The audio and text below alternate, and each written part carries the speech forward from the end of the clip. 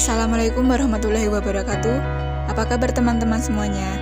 Alhamdulillah kita masih diberi kesempatan untuk mengikuti kuliah filsafat ilmu pada hari ini. Kami dari kelompok 8 akan menyampaikan materi filsafat ilmu tentang kebenaran. Sebelum masuk ke materi, saya akan memperkenalkan anggota-anggota kelompok kami, yaitu saya sendiri Titi Handayani dengan NIM 4301020068 sebagai moderator sekaligus pemateri ketiga. Kemudian Nurkolis Majid dengan NIM 4301020069 sebagai pemateri pertama, dan Khairul Ashar dengan NIM 4301020082 sebagai pemateri kedua. Baiklah, langsung simak saja materi berikut ini. Pada video ini kita akan membahas tentang kategori kebenaran dan teori kebenaran beserta pengertiannya, kebenaran non-ilmiah, manusia makhluk pencari kebenaran, dan penemuan kebenaran. Apa saja kategori-kategori kebenaran? Kategori kebenaran. Secara umum, kebenaran dapat dibagi menjadi 1. Kebenaran relatif atau parsial, yaitu kebenaran yang dibatasi oleh waktu dan ruang. Sesuatu yang dianggap benar saat ini belum tentu benar di masa yang akan datang, atau sesuatu yang dianggap oleh seseorang benar belum tentu benar bagi yang lainnya disebabkan oleh sudut pandang atas kebenaran tersebut. 2. Kebenaran mutlak atau absolut, yaitu kebenaran yang tidak terbatasi oleh ruang dan waktu serta pola pikir, disebabkan kebenaran ini berasal dari Ilahi, pencipta alam semesta. Kebenaran dilihat dari tangga atau tingkatan di mana kebenaran itu bisa dipahami oleh individu, dapat dibagi menjadi 4 jenis kebenaran. 1. Kebenaran umum adalah kebenaran yang dapat diterima oleh umum, merupakan hasil dari kesepakatan bersama yang tak tertulis namun bersifat natural, hasil dari pikiran manusia dalam rangka pemuasannya dalam hal identifikasi objek. Sebagai contoh kebenaran umum adalah warna. Kenapa warna putih diberi nama warna putih? Karena itu merupakan kesepakatan umum masyarakat dan dunia selama ini. Tidak ada yang protes kan? Kenapa putih disebut putih? Begitu juga dengan yang lainnya, siang dan malam. Siapa yang pernah protes? Kenapa malam tidak beri saja nama siang, dan begitu pula sebaliknya? Itulah kebenaran umum, kebenaran yang tidak diragukan lagi secara umum dan dapat diterima oleh setiap lapisan masyarakat dengan segala keanekaragamannya tanpa terkecuali. 2. Kebenaran ilmu adalah kebenaran yang ada pada koridor ilmu pengetahuan dan skills. Kebenaran ilmu merupakan kebenaran dari hasil kemampuan manusia tidak hanya melalui pikiran, akan tetapi juga penemuan, trial and error, dan metode-metode ilmu yang lainnya. Contoh, 2 tambah 2 sama dengan 4. Setiap orang mempelajari ilmu berhitung atau matematika akan mengetahui kebenaran ini. Teori heliosentris, di mana matahari yang menjadi pusat tata surya yang ditemukan oleh ilmuwan Galileo Galilei merupakan contoh kebenaran ilmu. 3. Kebenaran filsafat adalah kebenaran yang muncul dari proses berpikir dan menelaah melalui logika atau bukan mengenai objek sesuatu secara mendalam. Kebenaran ini identik dengan pertanyaan yang berkesinambungan, hingga pada akhirnya tidak ada lagi muncul pertanyaan. Filsafat adalah cara untuk memperoleh kebenaran dengan melakukan penyelidikan secara sangat mendalam, sehingga diperoleh kebenaran yang dianggap paling benar.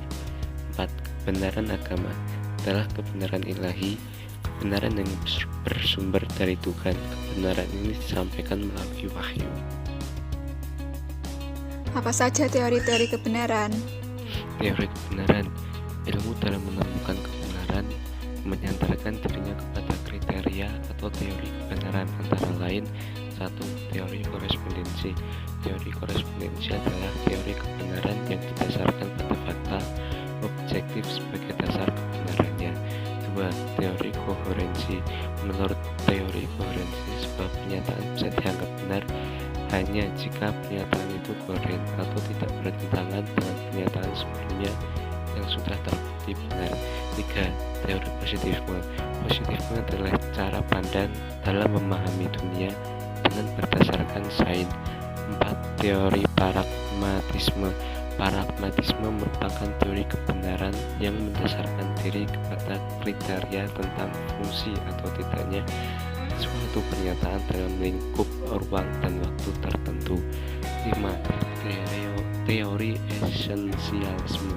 Esensialisme adalah pendidikan yang didasarkan pada nilai-nilai kebudayaan yang telah ada sejak awal peradaban umat manusia. 7. Teori konstruktivisme. Teori konstruktivisme didefinisikan sebagai pembelajaran yang bersifat generatif, yaitu tidak mencipta sesuatu makna dari apa yang dipelajari. 7. Teori religiusme. Teori religiusme merupakan bahwa manusia bukanlah semata-mata makhluk jasmania, tetapi juga makhluk rohania. Oleh karena itu, muncullah teori religius ini yang kebenarannya secara ontologis dan aksiologis bersumber dari sabda Tuhan yang disampaikan melalui wahyu. Apa pengertian dari kebenaran non-ilmiah? Kebenaran non-ilmiah. Kebenaran ilmiah yaitu kebenaran yang diperoleh bukan berdasarkan penalaran logika ilmiah, di antaranya kebenaran karena kebetulan, kebenaran agama, kebenaran intuitif, kebenaran karena trial, kebenaran spekulasi, kebenaran karena kewibawaan, dan kebenaran karena akal sehat. Dalam mencari hakikat kebenaran, mungkin sering kita ucapkan namun susah untuk dijelaskan. Pertanyaan kritis di masa kecil seperti gajah memiliki 4, kenapa belum mempunyai sayap dan sebagainya, sering tidak terjawab dan dengan baik oleh orang tua kita, sehingga kita sering menganggap sesuatu sebagai yang sudah wajar. Pada hakikatnya, sudut pandang kebenaran ada 3, yaitu kebenaran ilmiah, kebenaran non-ilmiah, dan kebenaran filsafat. Karena kebenaran ilmiah lebih sahih, logis, dan terbukti kebenarannya. Namun bukan berarti bahwa kebenaran ilmiah dan filsafat selalu salah atas suatu kebenaran. Malah bisa saja kebenaran ilmiah terbukti lebih benar dari kebenaran ilmiah yang disusun secara logis. Bagaimana hakikat manusia sebagai makhluk pencari kebenaran? Hakikat makhluk mencari kebenaran. Manusia pada hakikatnya memiliki rasa ingin tahu terhadap benda-benda di sekitarnya. Sederhananya, manusia akan mulai berpikir tentang apa itu tumbuhan, kenapa ada tumbuhan tumbuh, hingga apa manfaat dari tumbuhan itu sendiri. Dan rasa ingin tahu itu tidak akan terpuaskan hanya berdasarkan pengalaman saja. Akan tetapi manusia akan terus berusaha mencari kebenaran dengan cara menerka. Dengan demikian, manusia akan mulai menemukan kebenaran yang sebelumnya masih dapat dibilang abstrak. Rasa keingintahuan manusia atau yang sering kita sebut dengan visioner tidak dapat berhenti kala itu saja, melainkan berlangsung sepanjang zaman. Hal itu dikarenakan manusia akan terus berpikir setelah satu masalah selesai, hingga muncullah permasalahan baru. Dalam aktivitas berpikir, manusia selalu membandingkan, menganalisis, serta menghubungkan satu proporsi dengan enggan yang lainnya, sehingga dalam hal berpikir selalu berurusan dengan struktur dan proposisi. Bagaimana cara penemuan kebenaran? Penemuan kebenaran. 1. Penemuan kebenaran secara kebetulan adalah suatu peristiwa yang ditemukan secara tidak sengaja dan terkadang menghasilkan suatu kebenaran yang menambah perbendaharaan pengetahuan manusia, karena sebelumnya kebenaran itu tidaklah diketahui. Yang kedua yaitu penemuan kebenaran dengan cara akal sehat.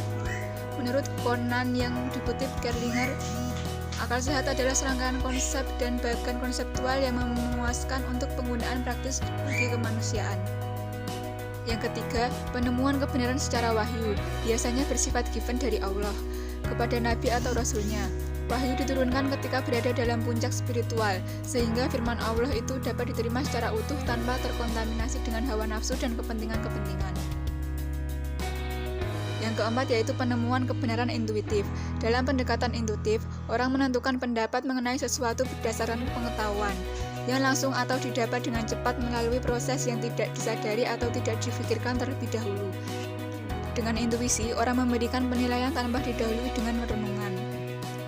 Yang kelima yaitu penemuan kebenaran melalui usaha coba-coba atau trial and error.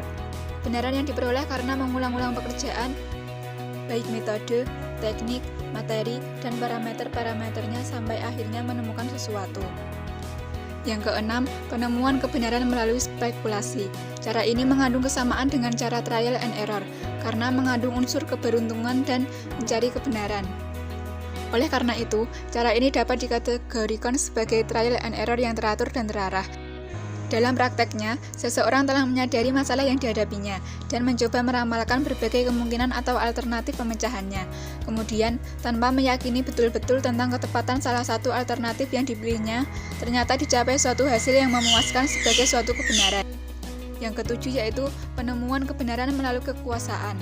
Kebenaran yang diterima karena pengaruh kewibawaan seseorang. Seseorang tersebut bisa ilmuwan, pakar, atau ahli yang memiliki kompetensi dari otoritas dalam suatu bidang ilmu. Cukup sekian materi tentang kebenaran yang dapat kami sampaikan. Semoga materi ini dapat menambah pengetahuan teman-teman sekalian. Kami dari kelompok 8 mengucapkan terima kasih sudah menyimak video kami. Kurang lebihnya mohon maaf. Wassalamualaikum warahmatullahi wabarakatuh.